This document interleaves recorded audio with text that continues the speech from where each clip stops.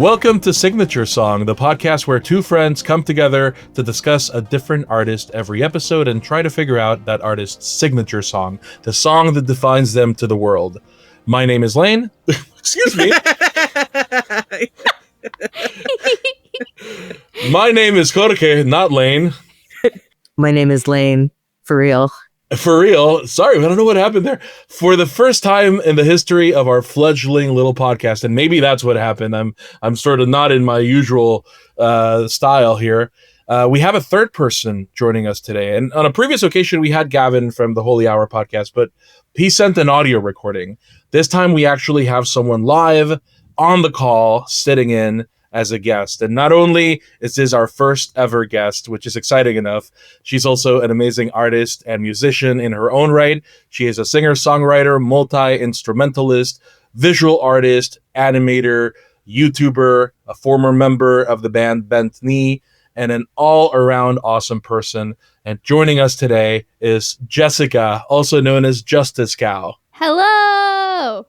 Welcome. I'm so happy to be here. This is such a big deal. I'm so happy that you decided to join us, because when we talked about what we were going to do, like the batch of artists that we were going to do, I had that secret hope that if we ever did a Mitski episode, that you would jump in and help us out with that conversation. And yes, I'm revealing it here. This episode, we're going to talk about Mitski, an artist that we all three of us here in this call are very fond of. And by far the most, I would say, niche artist that we've covered so far. I mean, in Signature Song, we've covered people like the Beach Boys and Bruce Springsteen and artists like Rihanna and Britney Spears. Mitski is a different breed of artist here, just in terms of her level of popularity and in terms of the stage of the career that she's in. She, has only been around for a few years, but in that short amount of time, she's made a big, big impact. Jessica, what's your story with Mitski? Do you remember how you got into Mitski? I first was introduced through Puberty 2, and that album just was on repeat all the time. Yeah. And possibly through the music video for Your Best American Girl, I feel like that makes sense as a way in my memory. Definitely striking music video. But striking song. I think that's also the first Mitski song I heard is Your Best American Girl. And so Puberty 2 was also my point of access to the world of Mitski. Nice. How about you, Lane? The first Mitski song I ever heard was actually First Love Late Spring. I heard it, though, around the time of Puberty 2, somewhere in between Puberty 2 and Be the Cowboy.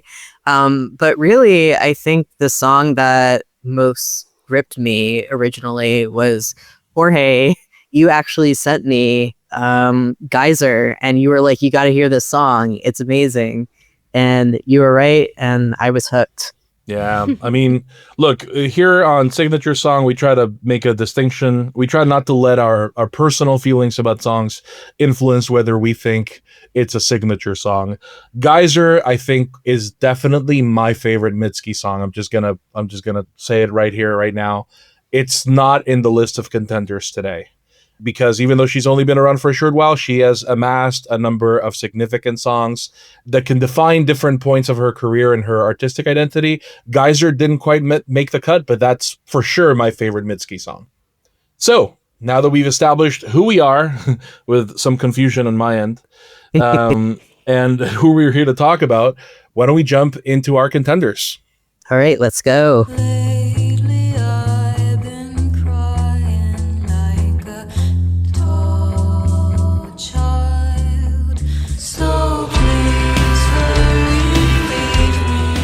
All right, so our first contender today is the lead single for Mitski's third studio album, Bury Me at Makeout Creek. The song is First Love Late Spring, and that came out in 2014, originally released on Double Whammy Records.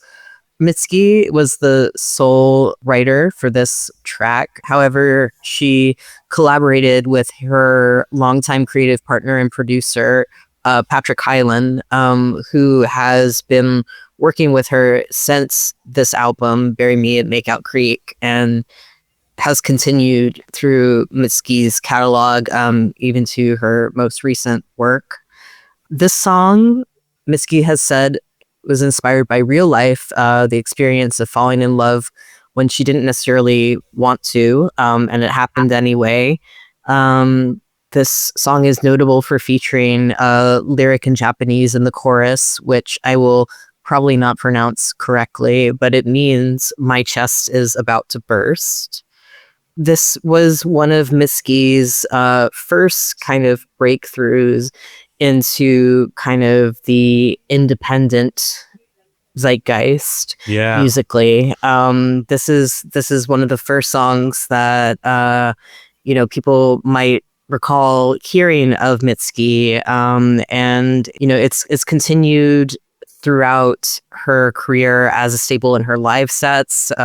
She puts a lot of oomph into the performance, and it's got kind of the sort of modern sound, whereas her original two albums were mostly piano based. This is guitar rock, right? Yeah.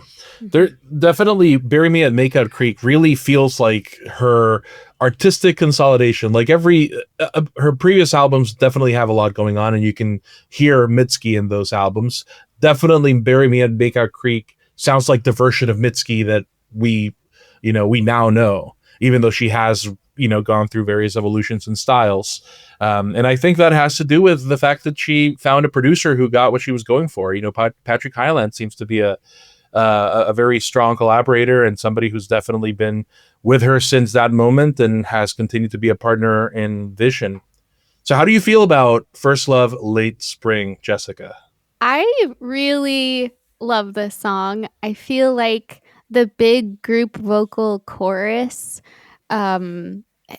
it feels different than what the lyrics are saying. Like, I feel like if you didn't understand the language or heard like a non lyric version of this melody, you would think it's very happy, and especially the group vocal vibe gives it this like cheery feeling, and they're singing, "Please hurry, leave me, I can't breathe." And "Don't you say you love me." And it's just like such a cool and very Mitski thing to do, is pair those two directions together. And yeah, I feel like it has the really strong guitar solo and the key change, which are also very Mitski things to do. What I love about the chorus specifically, since we started talking about that, is that it is big and dramatic, right? Like the verses are very quiet. The first verse is very quiet. By the way, the first verse is very different from the second verse. There's not a lot of repetition in this song, except for the chorus. But when the song finally bursts into that first chorus, it is loud and it's big and it's dramatic. But the lead instrument isn't, or the main thing you hear isn't like this wall of guitars like you might expect. It's instead, the dominating instrument is this intense, almost overwhelming organ sound. I think it's an organ. Like the guitars are probably in there, but they're more buried. And on top of that, Mitski's vocal melodies just gliding. And even though the phrases themselves are sort of fragmented, like you said, "Please hurry, leave me, I can't breathe," these are fragments. The way that it flows, it feels like this beautiful wave of emotion that sort of crests the wave of the music under it. I think it's just a gorgeous composition. Jessica, you made a video on YouTube where you talked about how to sound like Mitski. What are the elements that make a Mitski song? Do you identify those elements in this particular track? Yeah, I feel like, especially now that she's put out even more music than that was out at that point that I made that video, I feel like there are many Mitskis. There's like a really delicate, beautiful, warm Mitski. There's like Mitski in panic mode and like smashing her guitar. There's and like punk. There's Mitski like with these like dancey synth stuff, and I feel like this is like one of the really signature things that she does is talk about kind of like these tragic love situations. And I think all the lyrics of the song and especially of the chorus are definitely pointing to that kind of classic Mitski thing. And I would say even though she doesn't like use organ all the time, it's also in like it doesn't not fit in her world. Yeah, for sure. And going back to what Lane mentioned about the Japanese line, by the way, I love that Mitski slips in a phrase that's in a foreign language. It almost feels like she's like run out of words to express it in English. So let me turn to Japanese. It's so visceral, right? Yeah. The line, again, I'm not gonna try to pronounce it, but my chest is about to burst with emotion. Like that's the image I get. I love it. I think it's a genius touch. It also, I feel like it's like when people are speaking in English and they know another language and they're just like, they just slip into that other language to be like, you know, the thing I'm talking about, this idea that like the words are worse in English. It feels like it's that thing, but in a song. And I feel like that is very rare in my life and it's really refreshing. Beautiful. And there's a lot of little touches to this song that I think make it stand out. I love that there's this, if you listen to the percussion, it's not just drums. It feels like, I mean, it is drums, but they're heavily processed. Like there's this, on the snare, a kind of reverb that sounds like a wheeze. You know, it makes the track almost feel steam powered. You know, like it's some great machine puffing and heaving as the song moves along. And then by the time we get to the outro, the very end of the song is just the very top of the chorus, sung in a kind of resigned sort of way. I can't breathe, you know, like it ends on that. It's more like a resigned sigh than a conclusion. And the song never really finds the peace that it's begging for. It just leaves you with this lingering sense of unresolved tension. And I think that's one of the great techniques that we're going to see pop up a couple times in this list of songs. I think too, just in general, you know, hearing what y'all are saying about the songcraft, about the instruments themselves, about Mitski's performance, something that makes First Love Late Spring not only stand out in her catalog as a potential signature song, but as just any song in her discography. I think there's this sort of physicality to the yearning that Mitski puts in a lot of her music. I think that not only do you hear expressions like, you know, about your heart pounding in your chest, right? That your chest is about to explode.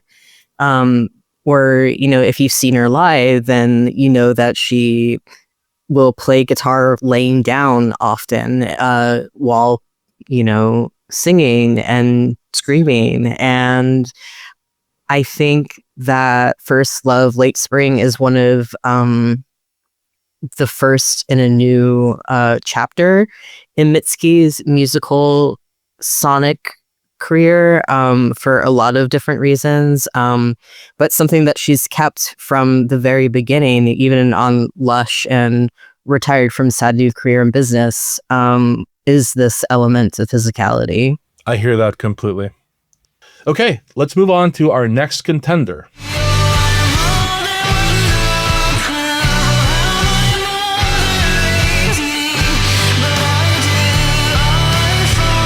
The second contender in our list of potential Mitski signature songs is Your Best American Girl, a song that already got name-checked a couple times as the entryway for myself and for Jessica into the wonderful world of Mitski. This is the lead single from Puberty 2, released in 2016. Also, the first Mitski album I heard from top to bottom. Written by Mitski, as most of the tracks listed here today, and produced by Patrick Hyland. An incredible song that caught the world on fire. A song that basically grabbed everybody's attention from day one. Pitchfork called it Best New Track on release day, called it universal, tucked in a narrative specific to her upbringing. NPR named it as the number 2 song of 2016. It was listed as the number 5 song of the year by the Village Voice Paz and Jop 2016 Critics Poll. A great song that, again, if First Love Late Spring was the first time many of us heard her, this is a song that made her unforgettable for many of us. So how do you feel about your best American girl, Lane? I'll kind of jump ahead a little bit and say that, something that would make this a signature song is kind of, to me, if somebody were to ask me, like, who's Mitski, like, which literally my dad did earlier when he was like, oh, what artists are you guys going to be talking about today? And I was like, Mitski. He's like, I don't know who that is. I sent him Your Best American Girl. I think this song is just like wonderful and atmospheric in a weird way, but also claustrophobic in another way. There's this kind of, you have calm parts and then you have like these really loud parts. It's angsty and physical, like what we were talking about with First Love Late Spring. I think it's just a really, really tremendously good song. I really appreciate Mitski's sense of dynamics when she's composing something and performing something. I know that the song was kind of her breakthrough, right? Like past First Love Late Spring. Like if you really didn't know who she was, then you're going to definitely hear about her because of this track. Yeah. I think Your Best American Girl, Jessica, is one of the songs that you pointed to in your video when you talked about her use of dynamics, right? Yep, for sure.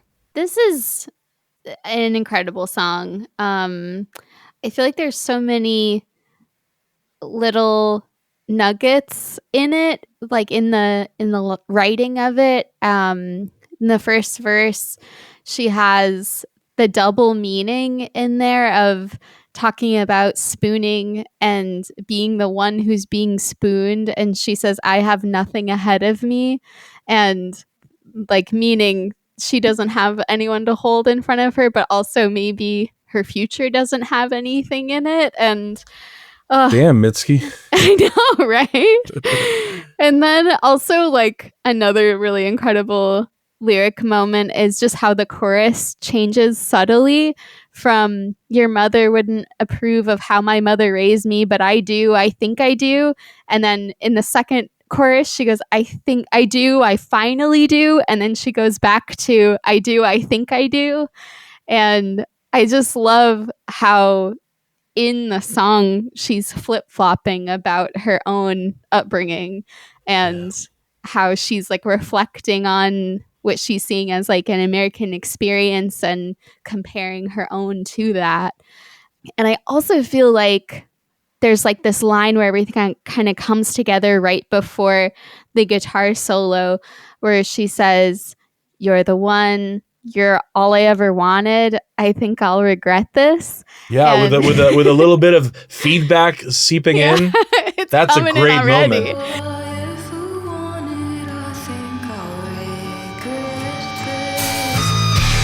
It's so good. I feel like those moments are like in movies like right before a crazy fight scene starts or like an explosion. Like it's like the explosion being lit is like a moment like that. Yeah. And I feel like that moment is very similar to the chorus of First Love Late Spring in that it's also got both of those like I love very much and the love is kind of messed up. Yeah. And I think also the music video completely hooked me. The fact that she makes out with her hand is one of several music videos where Mitski is seen making out with her hand, actually. Yeah. The first one. It's one of the coolest things you can do. Yeah. I make out with my hand all the time. Yeah, me too, obviously. All the time. Have you ever noticed at this very start of this song when the guitar, I don't know if it's a guitar we hear or is it a bass at the very start? I think it's a guitar. It sounds kind of like a guitar. Too. Yeah. But you can hear her. It's so quiet that you can hear her softly singing a note, sort of to find her pitch. Have you ever noticed that? She goes like, and this is just before her vocal line starts. If I could.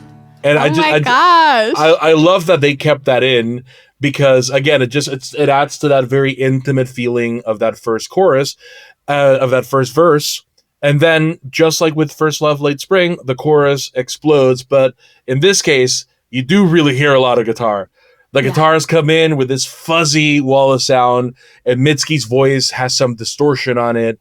And it's such a great moment that's, to me, feels very indebted to the loud, quiet dynamic of like the Pixies, for example. I don't know if she would list them as an influence. Maybe she would, maybe she wouldn't. But to me, that's what I think of when I hear this song. The chorus feels very 90s rock to me. And, you know, you already sort of talked about the lyrics of the song. It's about the Asian American experience and specifically in a romantic context for her and fitting into a culture. To abstract that away from that would be a kind of erasure. But what makes it great art is how it can also resonate universally. This feeling of cultural isolation, of being on the outside looking in, of knowing that love can't erase those deeper divides. It's something that I think anyone who has ever felt like an outcast can recognize, even if the song has that starting point that's very much, you know, strongly related to Mitski's background. Yeah. Another similarity with First Love Late Spring is how it winds down. I mean, the chorus, the end of the song doesn't fully resolve. The chords cycle through, but it feels like I don't know, it fades while holding on to the contradiction, the acceptance of who she is, but also the sadness of what can't be, you know, of what she can't have. I don't know. You're left with this beautiful lingering ache that Mitski excels at, and I think that's another example of why this could be her signature song. She does this kind of thing really well.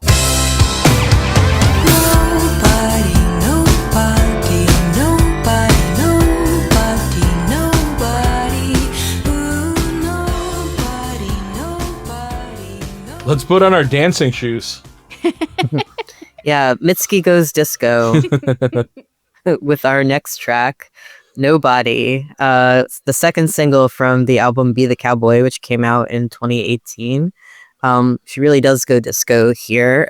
It's got this 4-on-the-floor beat. She apparently wrote it on a toy piano that she got from Toys R Us when feeling overwhelming loneliness on her holidays. Okay. Wow. Yeah. You go on vacation, you try to relax, you go through an existential crisis. Of course, we've all been through that. I mean, I've been through that. I don't know about you, but but very, very big song in terms of its musical presentation. You know, other than the disco sound, we've also got, you know, a big key change, you know, very pop. This was the follow-up single to Geyser, a song we've already talked about on this show, but there was a video for the song that came out at the same time as the song, and it went platinum in the US, although I don't think it actually made it to the top 100. No, it didn't chart. Yeah. Really interesting song here. If you look backwards in Mitski's catalog, I don't think you would necessarily predict a song like Nobody showing up. But it really took people by surprise, and gained a lot of both critical and fan acclaim Yeah. for the complexity of emotions, coupled with how catchy the song is. One of the quotes from Stereo Gum says that it's the most musically joyful song about a panic attack out there. And I think that's a really great synopsis of it. It also went viral on TikTok and people's reels. It became a meme.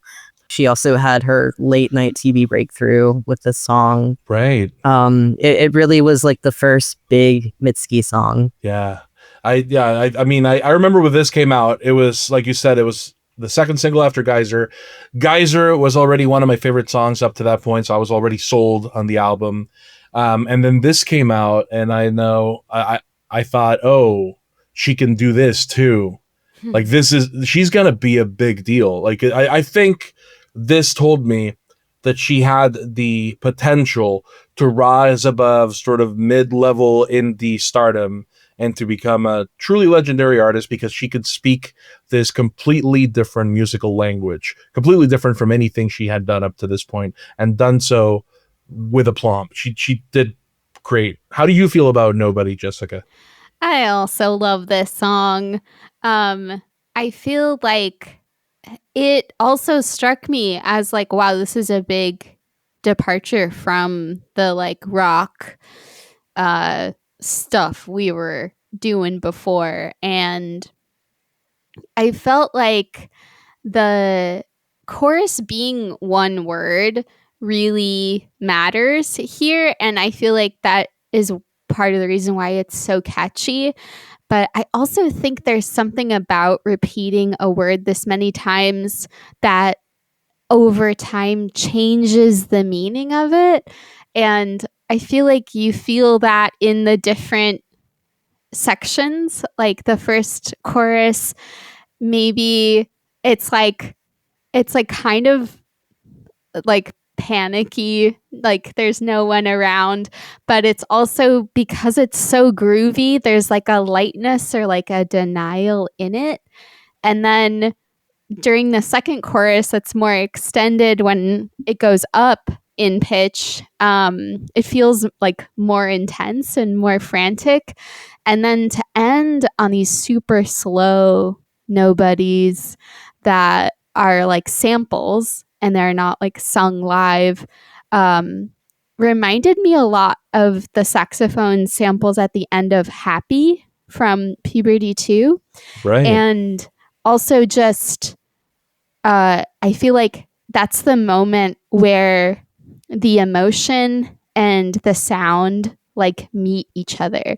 Like the rest of the song, it's like they're at odds with each other, and then like that dark ending is kind of, and slowed down is just kind of like what it really is. Nobody, nobody, no. Yeah, we're brought back to earth. Yeah. The disco ball is turned off. Yeah. The staff comes in and starts sweeping up the dance floor, and we're left alone crawling on the floor. Yeah, good point about the repetition. It's also funny how every time she says the word nobody, well, not every time, but there's a lot of variation in how she says it. Sometimes it's nobody. Sometimes it's a lot shorter, and sometimes it's drawn out. I found it a little hard to latch onto the first time I heard it. I was like, wait, I can't grab onto. I can't remember how the changes go in the chorus. That's so true. Yeah. I had that problem too. It's a little disorienting. You don't know what to latch onto to sing along mentally. I think that just reminded me of maybe the first couple times I listened to it, when I think it gave me the itch to like learn it. I was like, I gotta figure this out. Like I gotta be able to sing along to this. And when you figure it out, it becomes this earworm. Yeah. Like you suddenly you can't even imagine not knowing how the changes go. I love the chords and the chorus themselves. Like they're not solid black and white, happy or sad. They're unresolved shapes that sort of mirror what she's singing.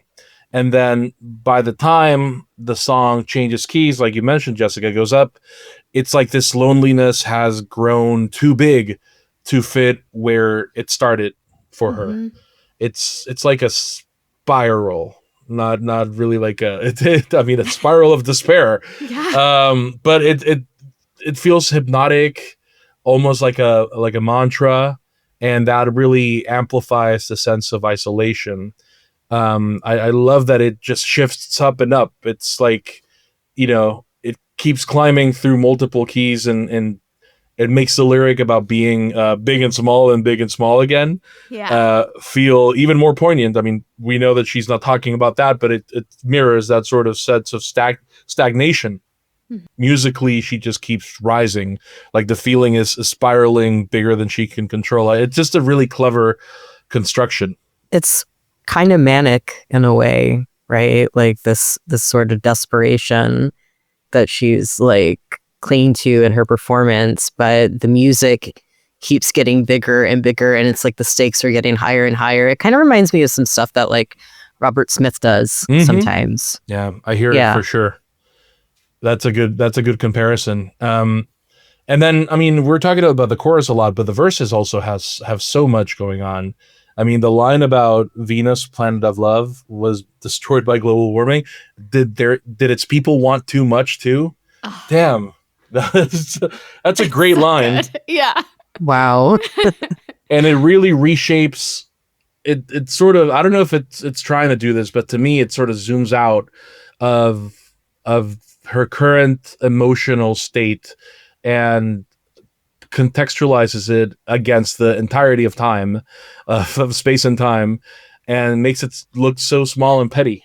It's like even my despair is nothing. Even my despair doesn't matter. What's more despairing than that? Wow. Yeah, I don't know. Great song. We love Nobody. Yeah. I also feel free to cut this if it feel like it doesn't fit. But I'm friends with the person who played bass on this song. Oh wow. Evan Marion, and I feel like that's so rare that someone I know has been involved in a song I love so much, and it's just very cool. It's really cool. Yeah. That's awesome. That's so exciting. Yeah. That's Nobody. Let's move on to our next contender. Toss your dirty shoes in my washing machine heart. Baby, bang it up inside. We're staying in Be the Cowboy for a little while, and we're going to talk about the song Washing Machine Heart, a song that's surprisingly big. I didn't even realize when I started doing research for this podcast that this song was such a big deal, but this is one of her most streamed songs and most present in media. So just like Nobody, this song was written by Mitski and produced by Patrick Hyland, and it's track 12 of Be the Cowboy, but it was not initially released as a single. It later received a black and white music video, and then it started to gain airplay, and it started to gain popularity and streams, and this is such an interesting song, Washing Machine Heart. There's this, I mean, it feels like a facile comparison because the word machine is in the title, but it really does remind me of something very mechanical. It's pushed along by these really dense layers of percussion. There's hand claps, but then there's like these weird textures that fit perfectly with the idea, the imagery of a washing machine. And there's this pulsing synth line that runs through the entire track, which gives it a momentum like a heartbeat or something not human. And then the keys, those spooky sounding keys after the verse. It's such a beautifully, it's such a weird choice, but it fits really great. And I'll say this one more thing about Washing Machine Heart. I love how compact it is. It's barely over 2 minutes long. She has a real talent for that kind of brevity. On Be the Cowboy especially, there are several songs, many of them clumped together in the track list, that get in, make their point, and then disappear before you know it. Geyser is just over 2 minutes. Me and My Husband is just over 2 minutes. Come Into the Water is a minute and a half. And these aren't little sketches or interludes. They're fully fleshed out songs with satisfying arcs. So she knows how to distill an idea to its essence and still make it feel complete. How do we feel about Washing Machine Heart? So I did quite a bit of listening to Washing Machine Heart prior to the show today, and I have to tell you that it's something that doesn't really stick with me. Like, I don't know why. I'm not sure why I can't get this song like glued in my head to talk about it, like in terms of like the familiarity that I have with so many of her other songs. Oh, interesting. I don't know why. I don't know if it's the key that it's in. I don't know if it's because it's so short, although Geyser is very short and is also probably my favorite Mitski song too. I think that the metaphor is great, about like throwing shoes in the washing machine, right? And like the like horrible noise that makes. I think that it's another one of those physical metaphors that Mitski does so well. There's so many physical details in the song besides just the washing machine that we have, right? With I'm not wearing my usual lipstick. I thought maybe we would kiss tonight. That just kind of burns, you know? Yeah. So like, I wonder, you talked about, not the song not really sticking with you. I think the same thing happened to me when I first heard the album. And I think when people named the song, or I read this song title, I kept thinking of A Pearl. I think in my mind, I switched those songs back and forth. I'm not sure why. At this point, I'm very familiar with it, so I could talk about it. But I wonder if there's a similarity to earlier tracks on the album that make it harder for this one to stand out in your mind. I'm not sure. I know that sounds like a cop-out. Like, I did listen to it a lot, and I have listened to this album many times. But like the hook never like grabs me in it, and I mean I know everybody loves the "why not me" part, but do you have a similar experience, Jessica? Actually, yes. I listened to this one and I was like, oh, it's this one. And when I was listening and like thinking back about it, the synth melody was kind of like the hook in my head instead of the do mi ti, why not me, like the actual chorus. And I thought that was really interesting that was the part that was sticking with me.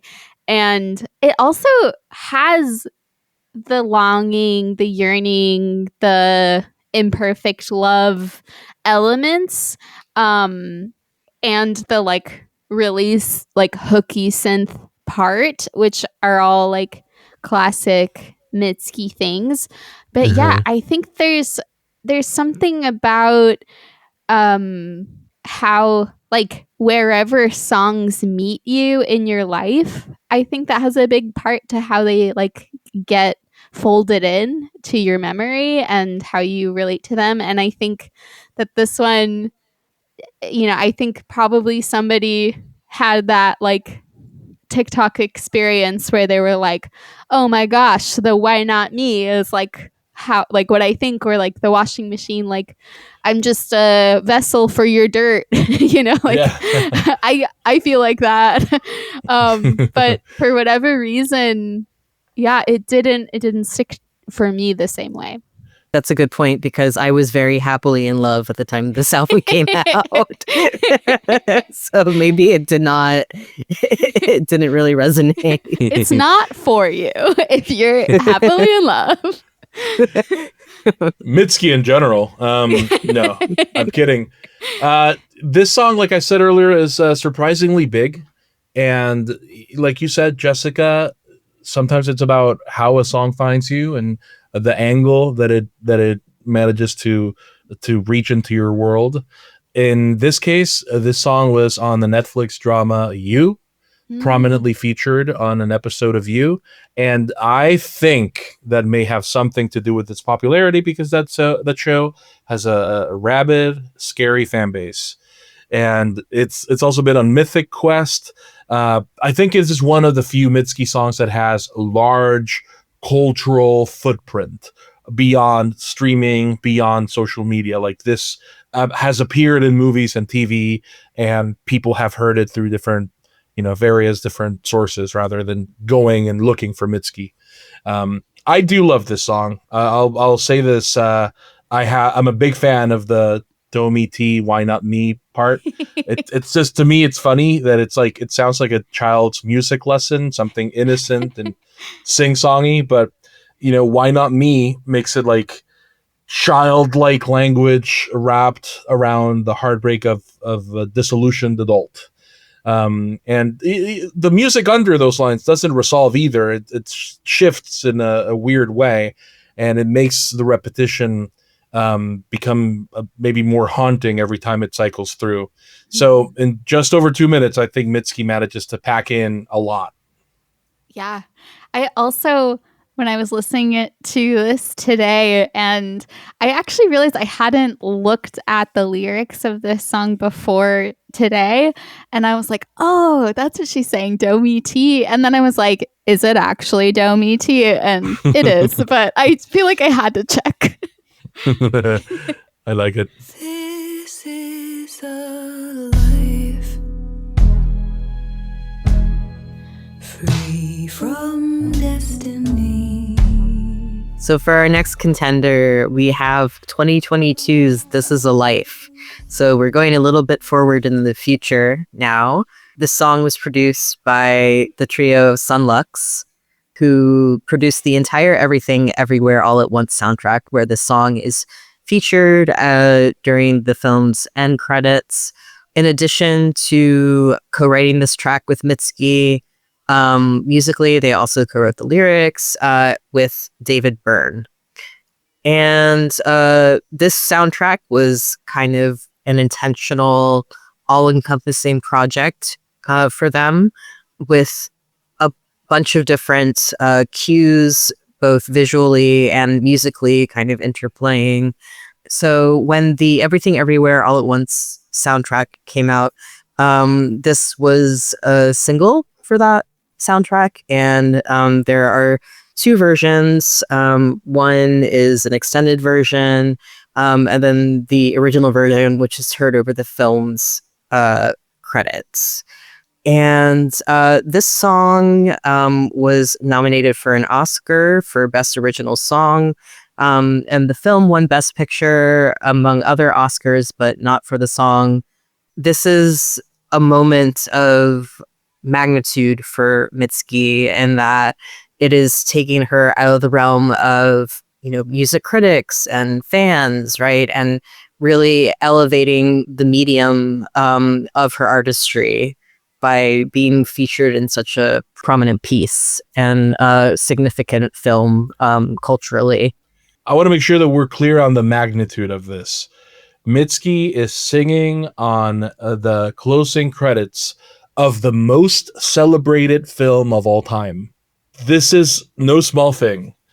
This is, if we're going to talk about cultural reach, cultural penetration, this is a great example of it. This is an immense sign of Mitski's significance and importance and influence in the music world. I remember sitting in the movie theater after that movie wrapped up and sort of coming to terms with everything that I'd just seen on the movie screen and hearing the song start and thinking to myself, hang on a second, is that Mitski?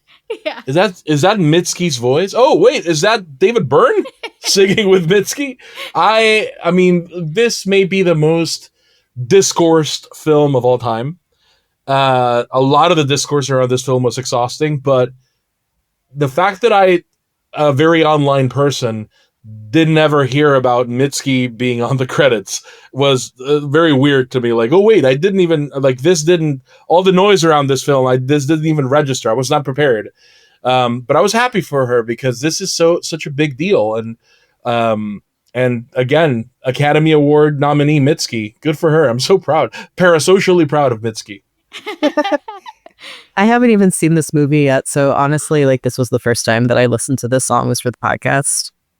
Whoa. Jessica, you really championed this song for the Contenders. Give us your take. Okay, well, I was already a huge fan of Daniels, Sunlux, Mitski, David Byrne. So I am like designed to love this song. Also, I'll just say that, and I really do. I also like. I think there's a part of me. I think listening to the Song Exploder episode about this song, I learned kind of the process that Mitski had to go through to write the song, and to be given that whole movie and be like, now close it out, Mitski, is Yeah.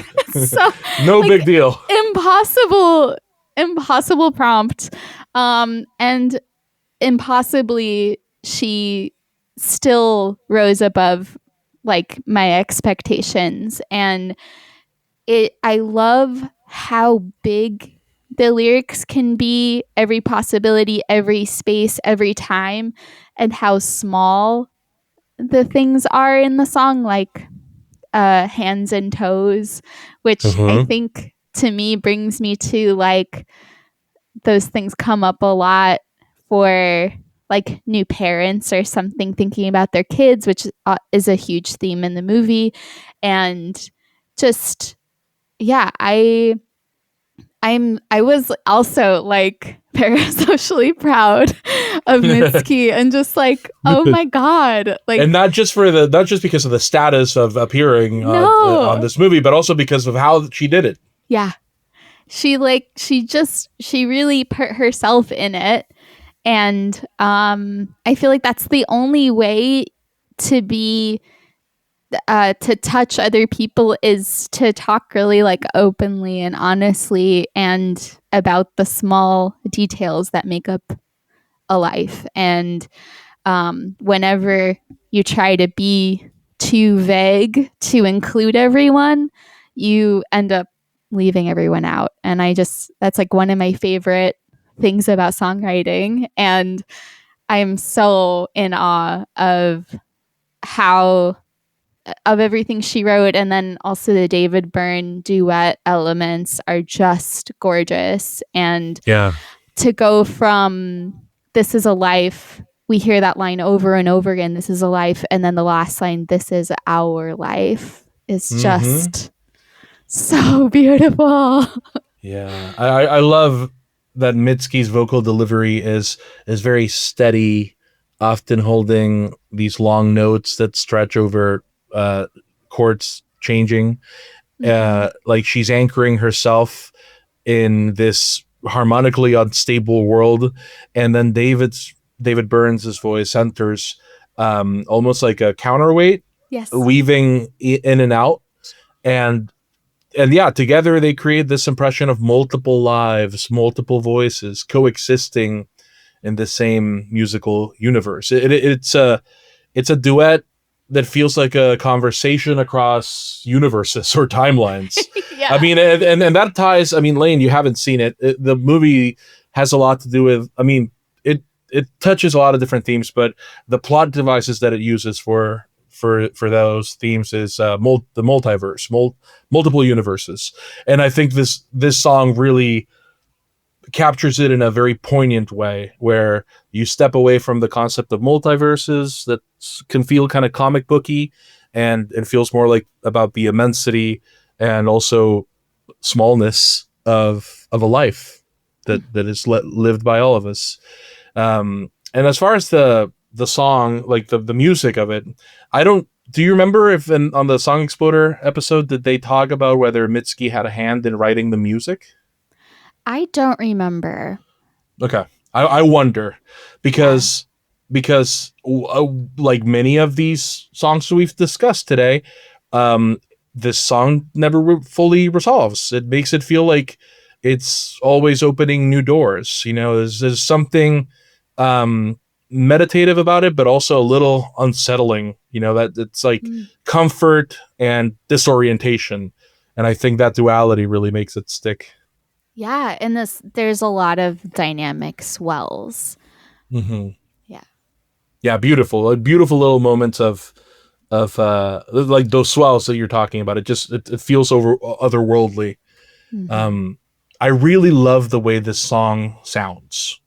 It avoids the familiar rules of pop songwriting, and it lets you kind of float along in this dreamlike state that has moments of greater and lesser intensity, but you know it echoes the film's themes of infinite universes and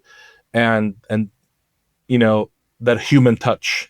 And the result is this, like, it feels like floating in space, and it can be scary and it can be peaceful, but it's always full of possibility. Yeah. Very well said. Cornball. All right. Y'all are making me so hyped to like actually watch this movie Oh, man. and like Let's watch it. get the context. Wait, should watch you it. gotta watch this movie.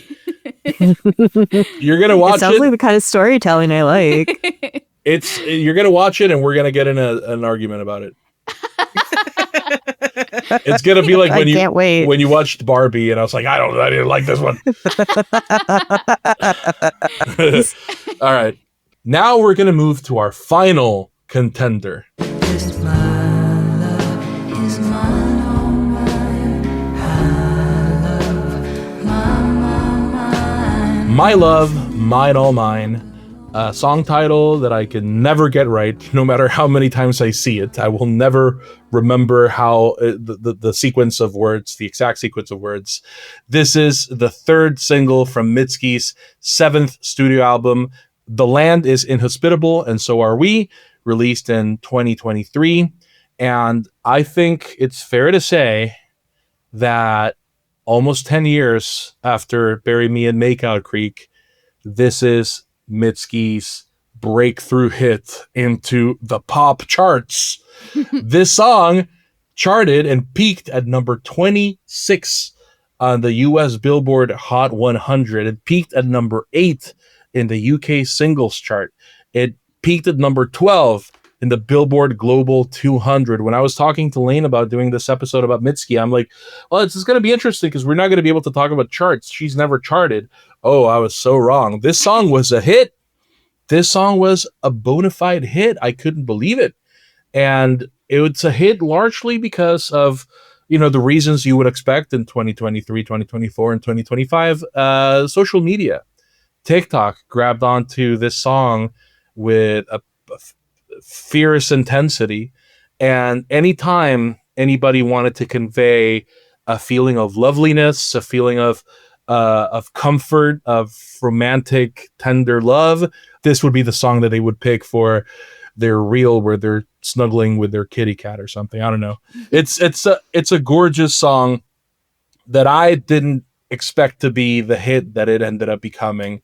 I can't believe it, but again, we've established that we're parasocially proud of every career milestone for Mitski, so good on her. How do we Yay. feel about My Love, Mine All Mine? Okay, so I am among the crowd here and first encountered this song on Instagram and experienced that overwhelming, it's everywhere, it's how everyone is expressing their love through this song. And I thought it was, even though I heard it like a million times, I still felt so warm to it, and like it really deserves to be this anthem of tender love. And there's also, like, in true Mitski fashion, there's like a hint of like greediness in the wording of the chorus, in the mine, and but then the next line of nothing in the world belongs to me kind of undoes that greediness, and it's like, well, let her have something. Like, let her have this love. And I also think that again, there's like that like repetition that changes throughout the song. And by the end of listening all the way through, which, you know, TikTok or Instagram, you don't get that experience.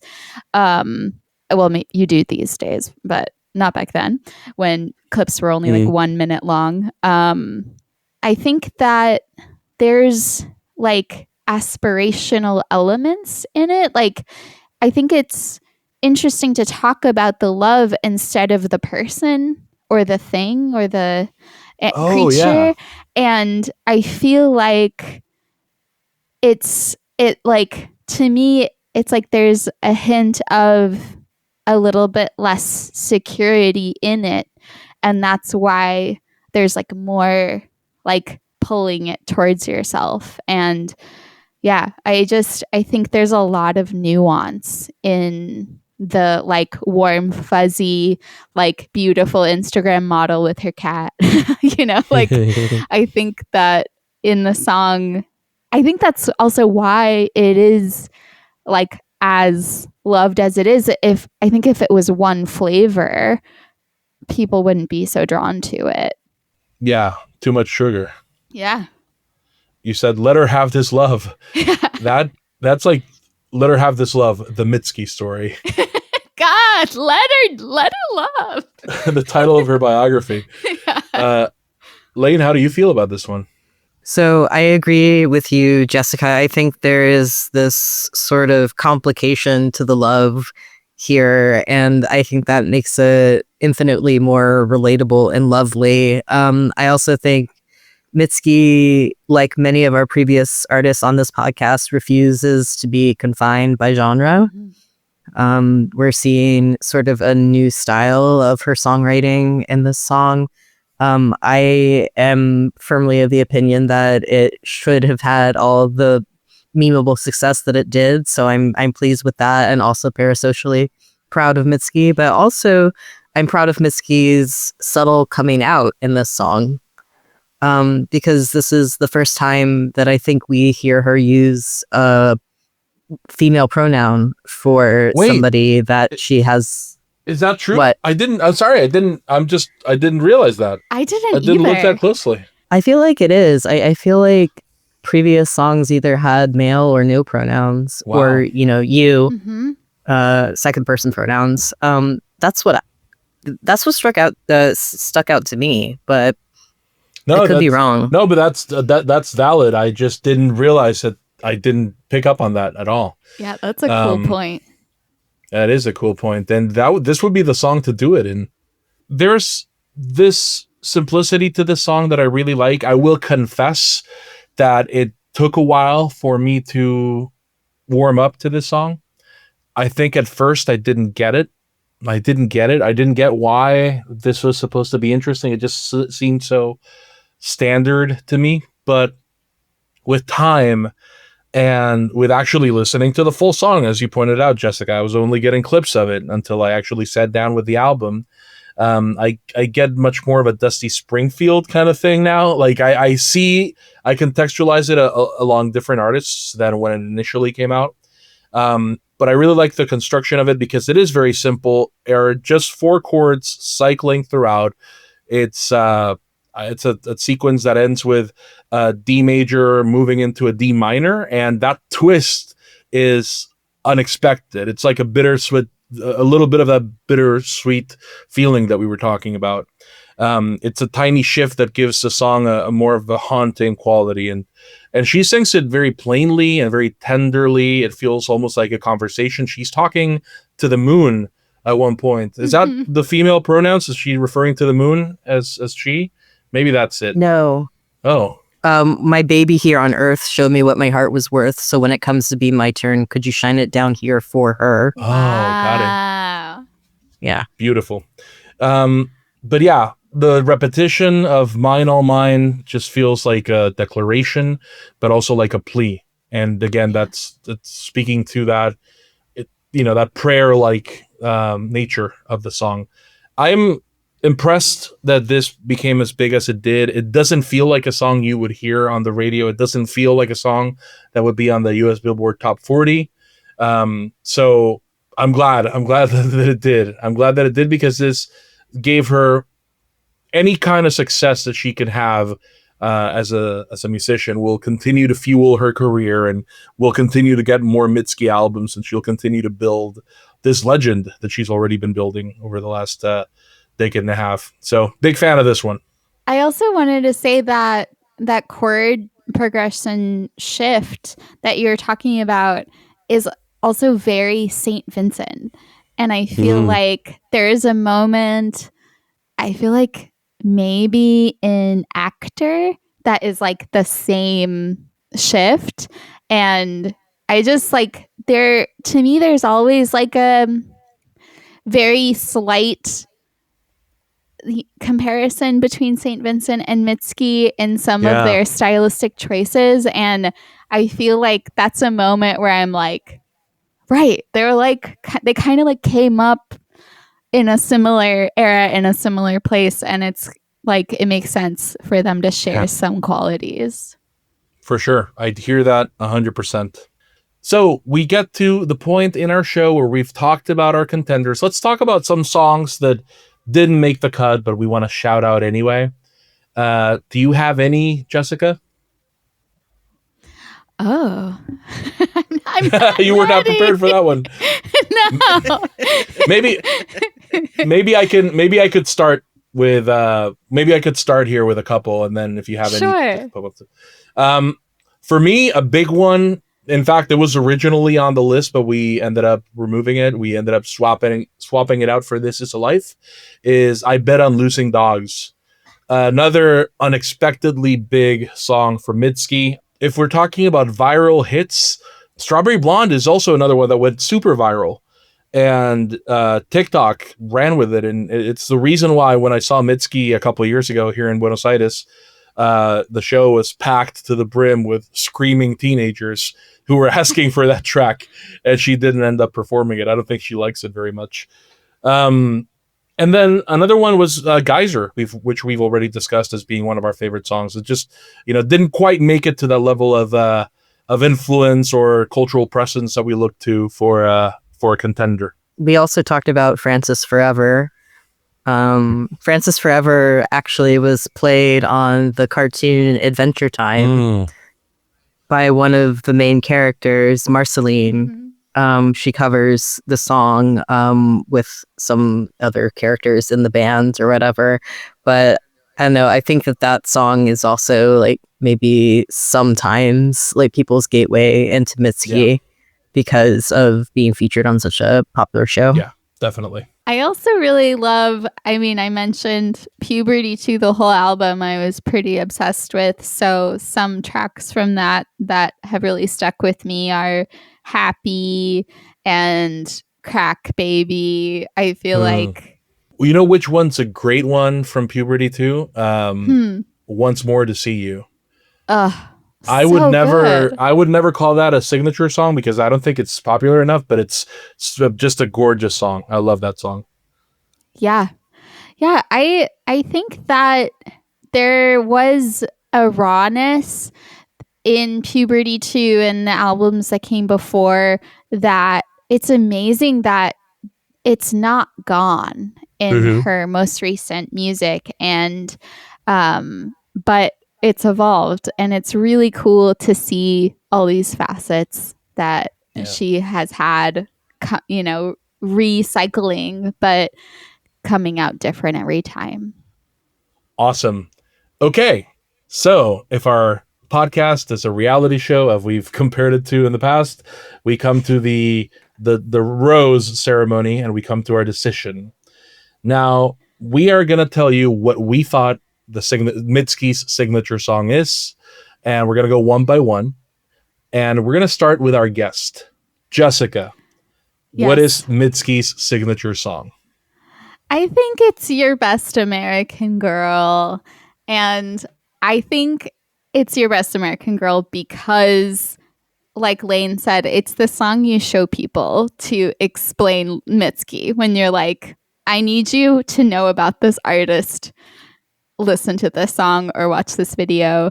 And I think like as an artist who is constantly making new things, there's a part of me that's like, the song is old enough that like if I were in Mitski's shoes, I might be disappointed that it's not something more recent, because I do think we get better as we get older. But I feel like you can't argue with the emotional connection of wherever you came in to liking Mitski, and that one is just insanely good.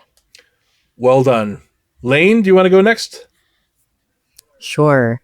So the ones that I was deliberating between were, in fact, Your Best American Girl and My Love, Mine, All Mine. And I think I'm going to have to give it to the latter. I think that it's made such an impact, on quote unquote the culture. It's been actually truly popular. And I think that most people who have heard of Mitski now probably would point to that track as the song that they are most familiar with.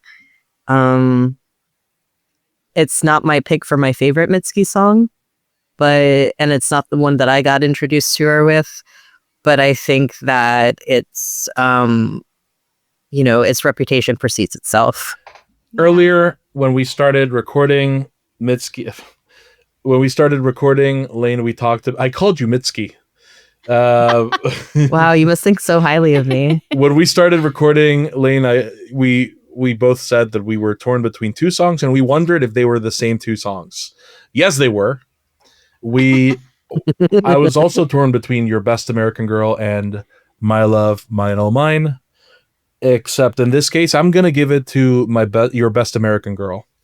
And the reason I'm going to give it to Your Best American Girl, even though My Love, Mine, All Mine is much bigger, is sort of the same reason why I would not name Friday I'm in Love as the signature song for The Cure. I think its reach is bigger than the artist itself, to the point where it's abstracted beyond the artist's identity. I think most people who have heard that song couldn't name Mitski. And I think, even though it's a good pick, My Love, Mine, All Mine, like I said, number 2 pick for me, I think Your Best American Girl and its story and its exploration of identity and some of the sonic choices there, I feel are more closely tied to Mitski's artistic identity. So I'm picking Your Best American Girl as Mitski's signature song. So, did we get it right? Listener, precious listener, tell us. Write us a comment. We want to hear from you. This was a great conversation. Jessica, thank you so much for joining us. Yay. Really, really, really appreciate you joining us. Jessica's awesome latest album is live at Big Nice Studios. It's a wonderful collection of live performances. Go check it out. I have been listening to that album a lot lately. Jessica, you killed it. Thank you. And thank you everybody for listening to Signature Song. Next up, we haven't picked the next artist. Oh wait, yes we have. Yes we have. We're so professional. Wait, I forgot. We talked about doing Leonard Cohen.